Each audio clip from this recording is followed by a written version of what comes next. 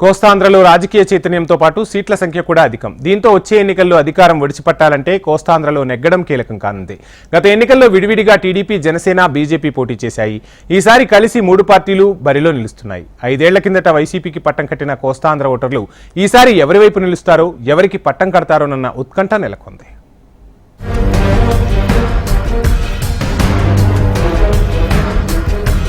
కోస్తాంధ్రలోని కాకినాడ జిల్లాలో ఈసారి పిఠాపురం నియోజకవర్గం ప్రత్యేకతను సంతరించుకుంది. గత ఎన్నికల్లో 2 చోట్ల పోటీ చేసి ఓడిపోయిన పవన్ కళ్యాణ్ ఈసారి తన అదృష్టాన్ని పిఠాపురంలో పరీక్షించుకోబోతున్నారు. ఇటు వైసీపీ నుంచి క్లీన్ ఇమేజ్ ఉన్న వంగ గీత బరిలో ఉన్నారు. కాపుల ప్రాబల్యం ఎక్కువగా ఉన్న నియోజకవర్గం కావడం, ఇద్దరు కాపు నేతలే కావడంతో ఎవరు గెలుస్తారు, ఎవరు ఓడుతారన్న ఉత్కంఠ నెలకొంది. ఓసారి గెలిచిన అభ్యర్థికి మరోసారి అవకాశం ఇవ్వకపోవడం పిఠాపురం ఓటర్ల స్పెషాలిటీ. పిఠాపురం నియోజకవర్గం చరిత్రను గమనిస్తే గత 4 ఎన్నికల్లో 4 వేర్వేరు పార్టీలకు చెందిన అభ్యర్థులు గెలుపొందారు. మరి ఈసారి పవన్ కళ్యాణ్ చరిష్మా పనిచేస్తుందా, లేక వంగగీత స్థానికత అంశం వర్కౌట్ అవుతుందా అన్నది 2 తెలుగు రాష్ట్రాల్లో ఇంట్రెస్టింగ్ గా మారింది.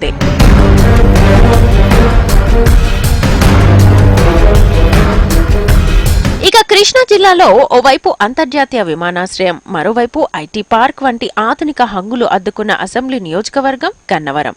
గన్నవరంలో ఈసారి కూడా 2019 నాటి అభ్యర్థులే బరిలో దిగారు. కానీ వారు వీరయ్యారు అన్నట్లు ఇరువురు కండువాలు మార్చేసి ఎన్నికల కథన రంగంలోకి దిగారు. ఆ ఎన్నికల్లో గెలిచిన టీడీపీ అభ్యర్థి వల్లభనేని వంశీ పార్టీ మారి వైఎస్ఆర్సీపీలో చేరారు. ఈసారి ఆ పార్టీ తరఫున పోటీలో ఉన్నారు. ఆయన చేతిలో ఓటమి పాలైనప్పటి వైఎస్ఆర్సీపీ అభ్యర్థి యార్లగడ్డ వెంకట్రావు టీడీపీలో చేరి మరోసారి వంశీకి ప్రత్యర్థిగా పోటీలో దిగారు. దీంతో ఈసారి గన్నవరంలో ఏ పార్టీ జెండా ఎగురుతుందన్నది అతిపెద్ద ప్రశ్నగా మారింది.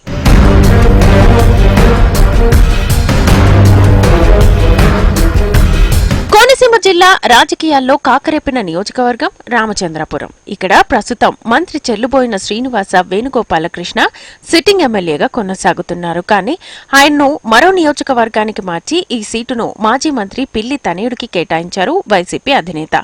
వైసీపీలో వర్గపోరు నేపథ్యంలో రామచంద్రపురం సీటు హాట్ టాపిక్ గా మారింది. రామచంద్రపురం వైసీపీలో హేమాహేమీ నాయకులున్నారు. మాజీ డిప్యూటీ సీఎం పిల్లి సుభాష్ చంద్రబోస్, ప్రస్తుత మంత్రి చెల్లుబోయిన వేణుగోపాలకృష్ణ, మాజీ ఎమ్మెల్యే తోట త్రిమూర్తులు ఈ నియోజకవర్గానికి చెందినవారే. వీరిలో పిల్లి, చెల్లుబోయిన ఈసారి రామచంద్రపురం టికెట్ ఆశించారు. అయితే వైసీపీ అధిష్టానం మాత్రం పిల్లికే జైకొట్టింది. పిల్లి సుభాష్ చంద్రబోస్ కొడుకు పిల్లి సూర్యప్రకాష్ ను రామచంద్రపురం బరిలో నిలిపింది. తెలుగుదేశం పార్టీ వాసంశెట్టి సుభాష్ ను రామచంద్రపురం అభ్యర్థిగా ప్రకటించింది. 2014లో టీడీపీ ఎమ్మెల్యేగా గెలిచిన తోట త్రిమూర్తులు ప్రస్తుతం వైసీపీలో ఉన్నారు. దీంతో సుభాష్ కు అవకాశం ఇచ్చింది టీడీపీ.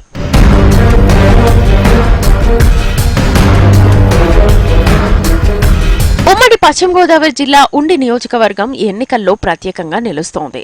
వైసీపీలో తిరుగుబాటు బావుటా ఎగరవేసిన నర్సాపురం రెబల్ ఎంపీ రఘురామకృష్ణంరాజు ఈసారి టీడీపీ అభ్యర్థిగా ఉండి నుంచి పోటీ చేస్తున్నారు. దీంతో ఆ సెగ్మెంట్ స్పెషల్ అట్రాక్షన్ గా మారింది.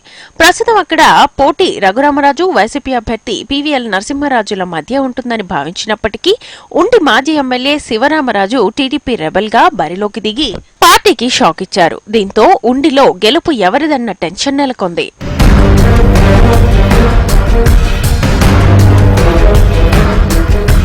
నెల్లూరు జిల్లాలో నెల్లూరు రూరల్ నియోజకవర్గం ఒకటి. నెల్లూరు సిటీ, రాపూరు, సర్వేపల్లి నియోజకవర్గాలను విడదీసి ఆ నియోజకవర్గాన్ని ఏర్పాటు చేశారు. ఈ సెగ్మెంట్ ఏర్పడినప్పటి నుంచి ఇప్పటికి 3 సార్లు అసెంబ్లీ ఎన్నికలు జరిగాయి. 2009లో కాంగ్రెస్ నుంచి ఆనం వివేకానందరెడ్డి గెలిచారు.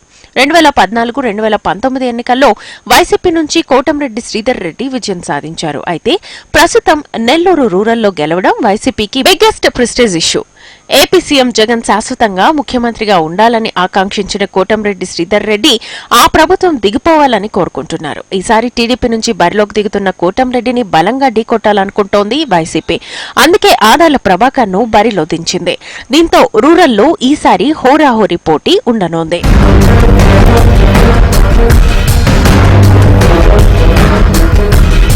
మొత్తంగా ఈసారి కోస్తాంధ్రలో పోరు నువ్వా నేనా అనేలా జరగబోతోందన్న అంచనాలు ఉన్నాయి. కోస్తాంధ్రలో అత్యధిక శాసనసభ స్థానాలు ఉండటం, కీలక నేతలు ఇక్కడి నుంచే పోటీ చేస్తుండటంతో ఇక్కడి ఫలితాలు ఉత్కంఠను రేకెత్తిస్తున్నాయి.